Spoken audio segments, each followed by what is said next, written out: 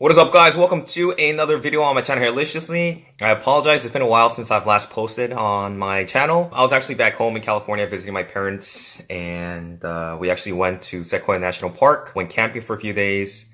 It was really hot, and that's why, as you guys can see in this video, I did get a haircut. I wanted to initially grow it out, like I've mentioned in some of my previous videos, but the temperature over there was like in the high 90s. And there's no way that I was going to rock a long hairstyle. So here's how it looks. I pretty much cut the sides short, and I did cut the top part just a little bit. But I mean, here's how it looks. Let me know what you guys think. But yeah, so today in this video, I actually wanted to talk about the topic of finding a good hair transplant doctor. Not only in the US, but also in other places like in Asia. Turkey is a pretty popular destination for hair transplants. We have India, South Korea, the UK, some people go to Thailand, parts in Australia. But for the most part, there's a lot of tourists who actually go to foreign countries to get hair transplants done just because it's a lot more affordable and you don't have to pay a hefty price like you do in the US. And that's why a lot of my viewers have actually been asking me through comments and through emails, asking me to find a good hair transplant doctor for them and give them recommendations, because a lot of my viewers are new to when it comes to hair transplants. They don't know exactly where to start their research.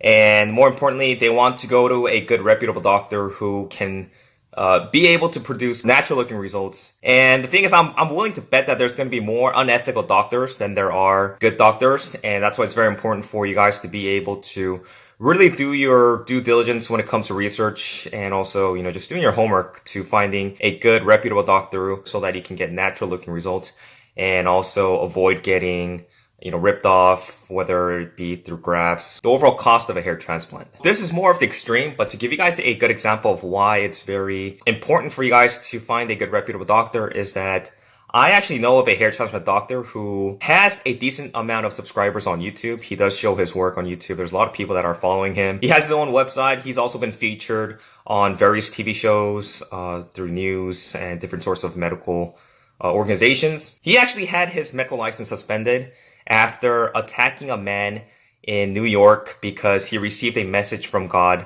that the man that he attacked was a pedophile. The doctor also started a website where he used equations to prove himself that he was God. And despite his license being suspended, he actually went to a different state, because some states, although you have a criminal record, you can actually still practice. And he's actually located in Florida. I'm not going to be mentioning the doctor's name, and I did mention this topic in some of my older videos, but this doctor is clearly mentally unstable, and I definitely wouldn't want to go to a doctor who is not stable. And especially when it comes to performing FUTs, because that's a specialty. FUTs involve cutting a strip in the back of the scalp versus an FUE. It's a lot more invasive, and like I said, this is more of the extreme, but it really shows that you do need to find a good reputable doctor and really do your research and your homework before committing to getting a hair transplant. The other thing is, the unfortunate thing about hair transplants, not just in the US, but in a lot of other foreign countries, is the fact that this industry, when it comes to hair transplantation, is completely unregulated, in the sense that any licensed doctor in the US, without any type of special training or accreditation, can perform a hair transplant procedure on patients. So this is particularly disconcerting because many people who have no knowledge about hair transplants fall victim into the hands of incompetent doctors. And sometimes they do it out of, pure desperation because they're losing their hair. Other people just simply don't have the time, or they don't do adequate research in finding a good doctor. So many doctors, not all of them, are going to be after your money. After all, this business of hair transplantation is a very lucrative business, and this industry makes over, billions and billions of dollars every year. So there's a lot of money to be made, and that's why a lot of doctors choose to go through hair transplantation, and a lot of people are going to be after your money. And, with the advancement of technology like the robotic FUE equipment and advanced FUE technology, the bar for entry in hair transplantation field has shrunk drastically. And oftentimes it's overcrowded with doctors who aren't really experienced. And a lot of times these doctors are very deceptive because, for example, they tell you that you're going to need one procedure and that's it. while, this might be true for some people, the majority of the people are going to need second and a third and maybe even further hair transplants to keep up with maintaining results.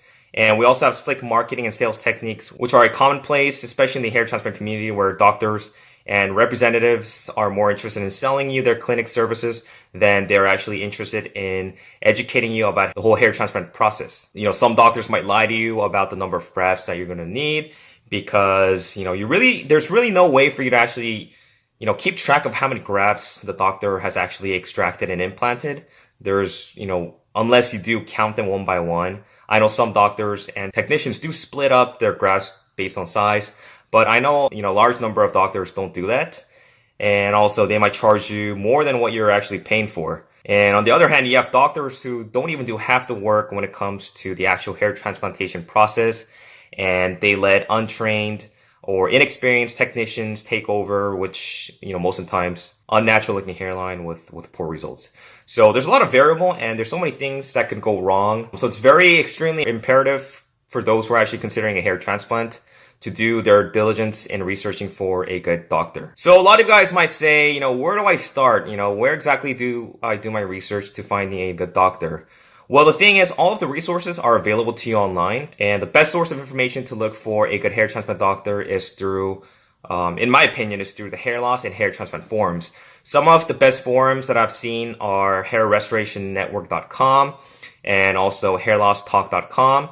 And obviously there's going to be other good forums that you guys can find online, different websites that also talk about the reviews of doctors. But some of the ones that I frequently visit are the two websites that I did mention earlier. And these forums provide an enormous amount of information on doctors because patients who've actually undergone hair transplants post their videos, they talk about the results, they give their experience about the clinic, about the doctor, about the technicians.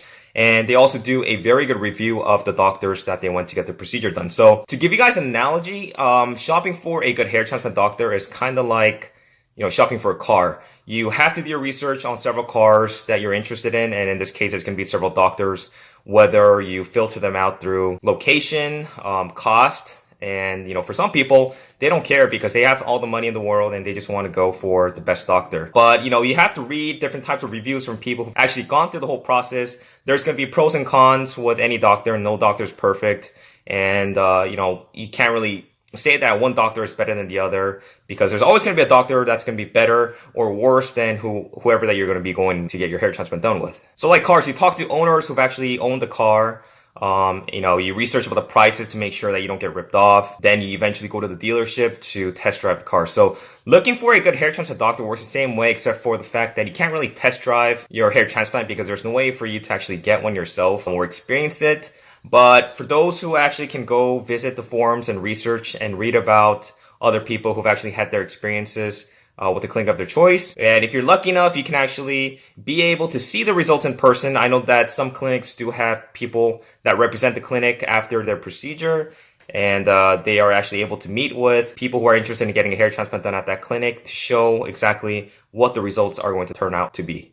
But like I said, results are going to vary. It depends on each person, depending on your density, the type of hair that you have, and different physical characteristics. So you can't really judge, a result based on one person. But like I said, these forums do provide a, enormous amount of information for you to be able to kind of research yourself and be able to find a good reputable doctor that people have gone to and have had good results. What you do want to watch out for when you do go to these forums is that sometimes there can be people who represent the clinic. These are, people that work for these clinics or get paid through advertising, whatever, results that they had as far as their experience with hair transplantation. So they can obviously be biased about a certain doctor. But the good thing though is that for many reputable doctors discussed in these forums, there's going to be a lot of people who've actually had procedures done. And you can look through various photos of people, before and after, and just look at different results to see how good or bad the skill of the doctor is. Because if the skill of a doctor is somewhat decent, then the results are going to be somewhat consistent. So that can give you a good baseline of where to start. And just like my channel, we also have different types of social media platforms like YouTube, which is probably one of the better platforms to go to look for people who've actually undergone hair transplants. And even like when I started my channel, I didn't see too many people who actually started YouTubing about their hair transplant results.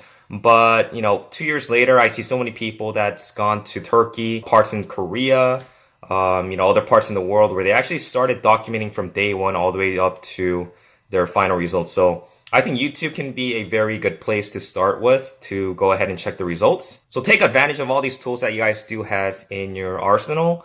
The other thing that I kind of wanted to mention is you want to be careful when you do go to a hair transplant clinic's website, because a lot of times they do post up pretty good results before and after pictures. But I would be very cautious because the photos are going to be a determining factor whether someone is going to be interested in that clinic, because they look at the photos and if they look good enough, then they're going to go ahead, get a consultation, and more than likely they might proceed with a hair transplant. So the thing with clinics and the websites is that they're going to post up their best pictures, right? They're going to be posting up their number one results of people who actually had, good density, natural looking hairlines. They're not going to be posting up people who've actually had, a somewhat so-so or adequate result from a procedure. A lot of the times these photos might be altered. They might change the lighting around so that it looks as if they have more density. Some places I feel like they do even Photoshop. So you might want to be careful about that.